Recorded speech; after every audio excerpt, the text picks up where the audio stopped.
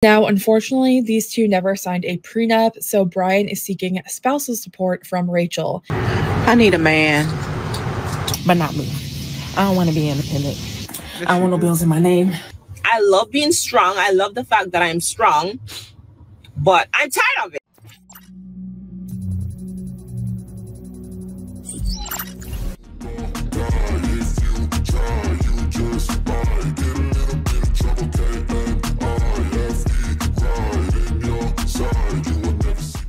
Hey guys, welcome back to Gets It Out. Now today we have a video from my boy P's World. This video is titled Dr. Cries After Realizing Everyone Around Her is Single.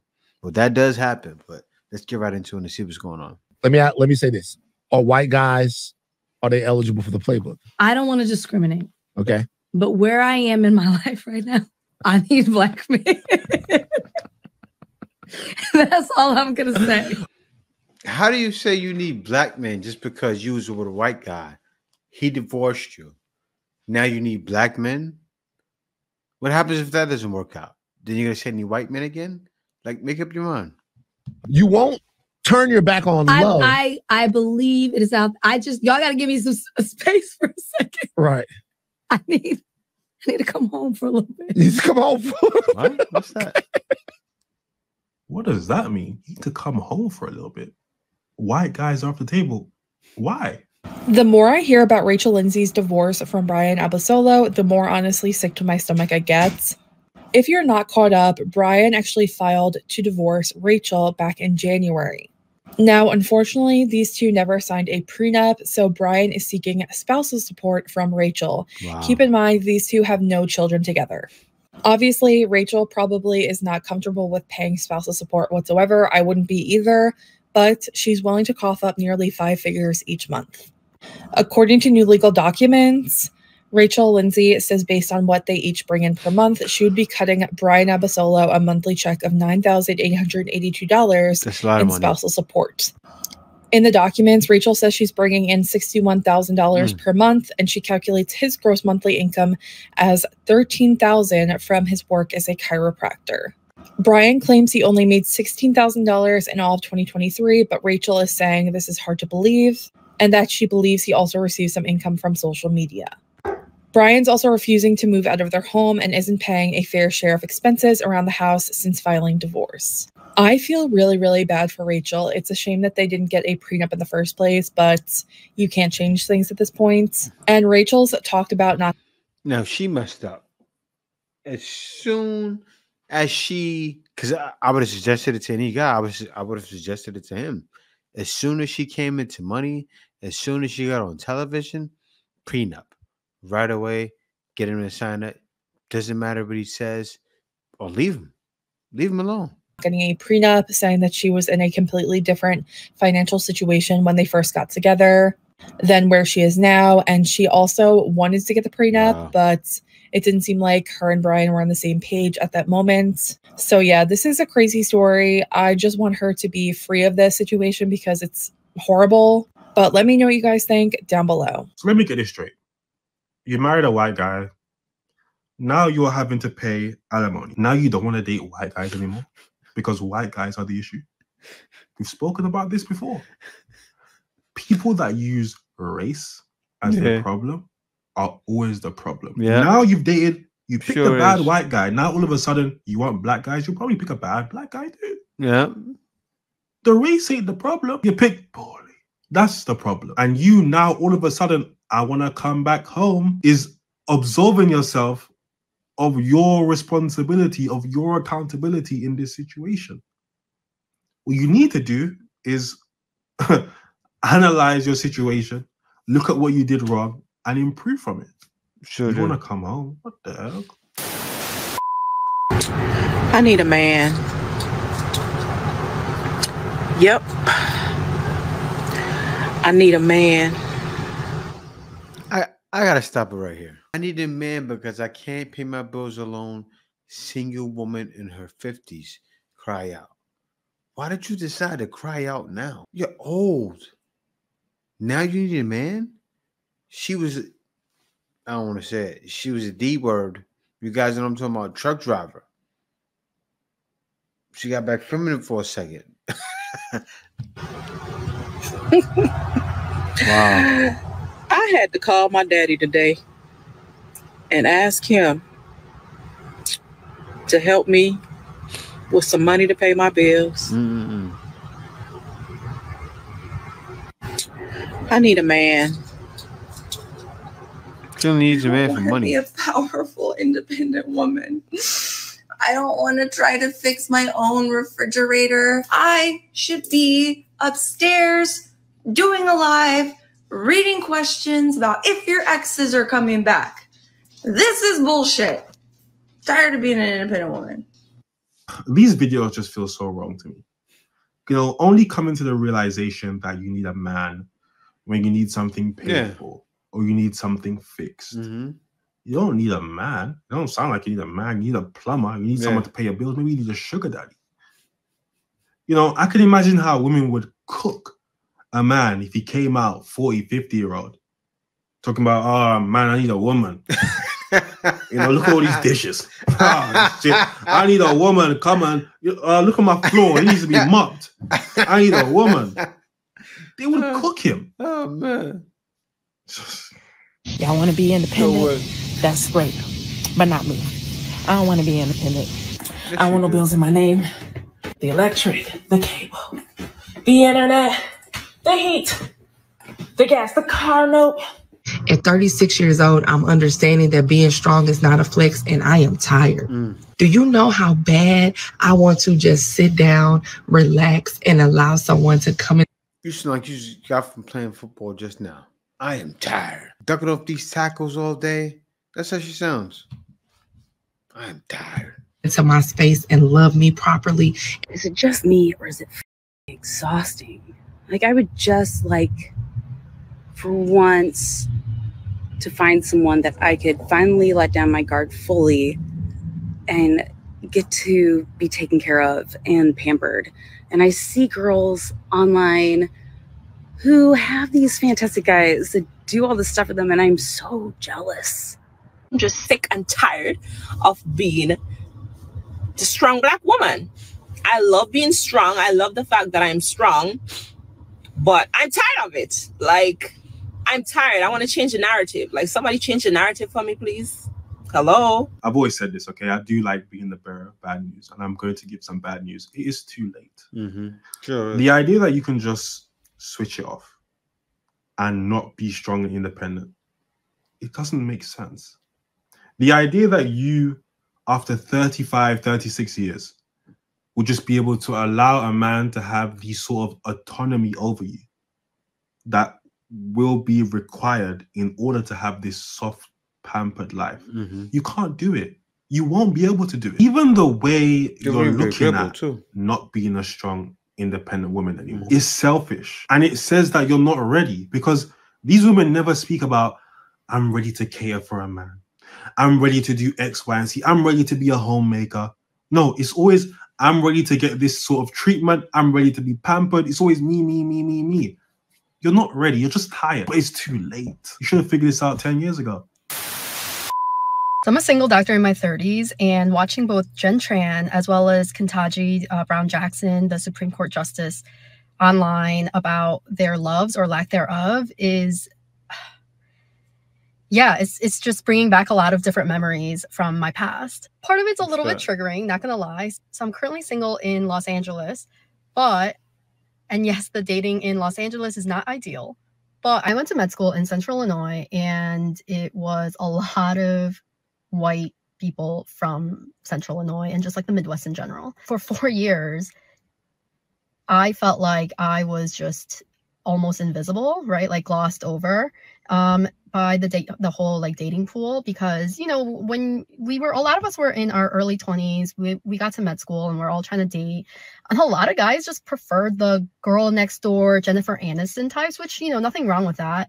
But just feeling like you're just kind of glossed over, or your second choice, or you're almost kind of like you're not for them, right? Which in itself is fine.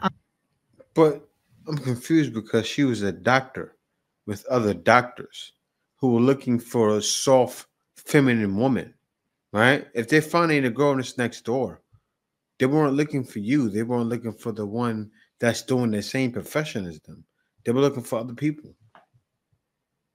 I feel like I generally went to Chicago, which is only about 2 hours away, and dated mostly there. And kind of did like a semi-long distance type of situation. It's almost like I imported men from Chicago. It was weird, whatever. So seeing Jen Tran on Bachelorette, or I didn't even watch The Bachelorette, but just kind of seeing that whole thing play out, and a lot of Asian American girls on TikTok coming out being like, a lot of Midwestern Asian girls kind of felt this way.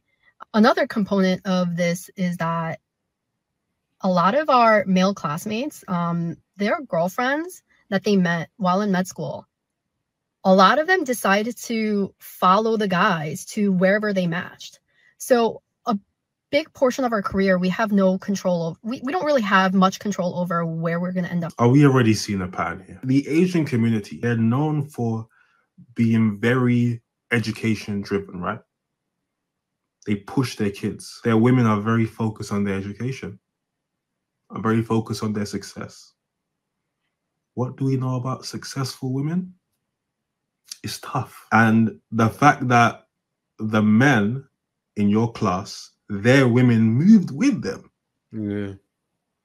I know for a fact you wouldn't sacrifice your career. She was or one you of wouldn't change careers, or you wouldn't wait a year, or you wouldn't do anything She was one of to them. alter your trajectory She was a for a man. man. Yeah. But there are women who would. Mm-hmm. And that's your competition. Mm-hmm. Going. We just got to go wherever we get into med school. And then for residency, one day in March, everyone finds out where they're going across the country. And besides that, you just like don't know because it's so competitive and there's a whole match system and whatever. But all these girlfriends were like, yeah, of course, we're going to follow you to wherever you're going. There were a few guys who had done that, but it was like very, very few. I think it was like one or two, and none of them were minority girls.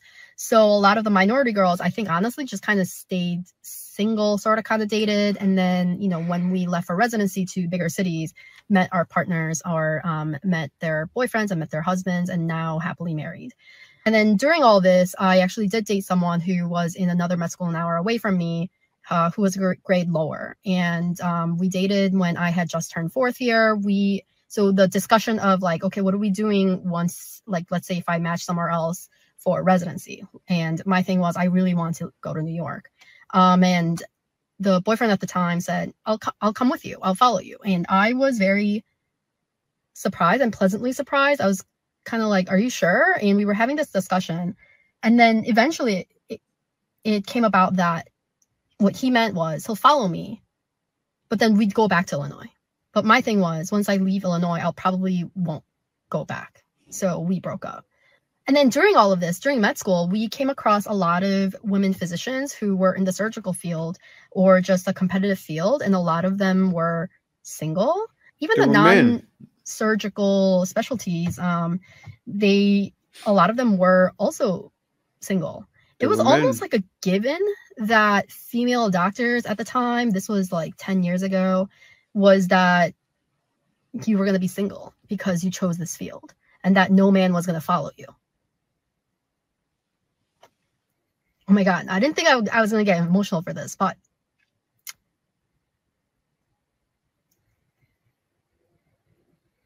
just trying to bring up tears.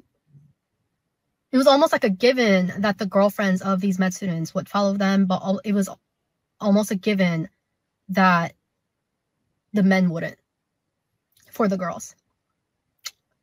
The men.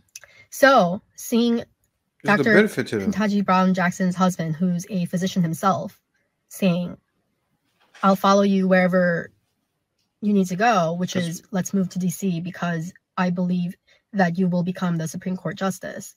Seeing that love is just so heartwarming to me and like makes me hopeful that that's him.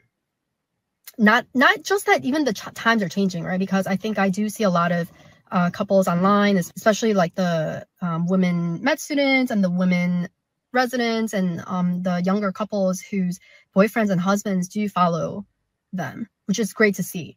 But throughout my med school, it was almost like a belief that that was not possible. So, yeah. That isn't love. I'm sorry to go ahead and tell you. Okay? You're in med school. You're meeting other guys in med school. They're as headstrong as you are. They're as driven as you are. They are as focused on their success as you are yours. What Kentaji Brown or Ken, whatever her name is, found in that man was a man who wasn't as headstrong, who wasn't as driven, who was willing to sacrifice for his partner because he's not as driven as she is. That's what you need to hope you can find. But it's difficult in your field. And that's the problem. The way you view life is exactly how a man views life. I'm going to get my career, I'm going to be successful, and I'm going to get a woman to bring into that. That's exactly how you view it. You're going to be successful, you're going to have your career, and you're going to get a man to bring into that. Whereas those men are looking out, and then there are women who are saying, I will follow you wherever you need to go. It's always going to be difficult for women like you because you can't have it all. You just can't. And this is her responding to a comment that says, men do not look for the same thing in partners that women look for. Oh, no. I couldn't give a shit what you've done with your career. I know. And her response was, men in my comments jealous that I'm a doctor. You can see why she's single, right? Now look, could the man have said this comment in a more digestible way? Of course. He was clearly doing this to get a response or get her riled up in whatever way. He didn't have to say he doesn't give a shit about her career because if you're a doctor, you're a physician, that's notable. That's something to be respected. But he's right. The men that a woman like this will be looking for, your career, it's not like they won't care about your career, but it doesn't do anything for them. So the likelihood of them sacrificing what they've got going on for you, it doesn't make sense. All right, guys, thanks for watching. That was a video from P's World. But yeah, hitting hard on that one. That woman is a man to the core, and she doesn't see it. She thinks because she's feminine, you know what it is? She's full of feminist propaganda. She is. She thinks she can have her cake and eat it too. And it's just not that way, baby girl.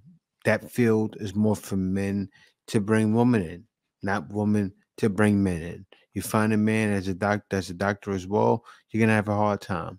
And guys, thanks for watching. If you made it this far in the video, do me a favor. Be sure to subscribe to the channel. Also, click that notification bell just to make sure you get my videos as soon as I release them. All right, guys. Thanks for watching. See you next video. You give me ice and fire.